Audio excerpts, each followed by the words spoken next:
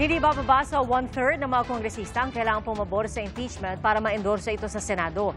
Ang inihang impeachment complaint laban kay Vice President Sara Duterte sasalang muna sa House Committee on Justice na mag-iimbestiga kung may sapat na basehan ito. May 60 araw ang komite para maglabas ng report at rekomendasyon na pagbobotohan sa Kamara. At kapag lumusot sa Kamara, magkakaroon naman ng impeachment trial sa Senado. 2/3 ng boto ng mga senador ang kailangan para ma-convict ang opisyal na sinampahan ng impeachment. At sakaling maalis sa pwesto ang isang vice-presidente sa pamamagitan ng impeachment, magno-nominate ng kapalit niya ang Pangulo mula sa mga miyembro ng Senado at Kamara. Sa magkahiwalay na botohan ng Senado at Kamara, dapat makakuha ng majority vote ang pinili ng Pangulo para opisyal na makaupo sa pwesto. Sa kasaysayan ng Pilipinas, wala pang na-impeach na nakaupong vice-presidente.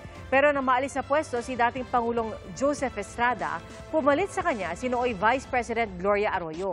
At sa ganitong paraan, pinili ang humalili kay Arroyo na si nooy Senador Teofisto Ginggona.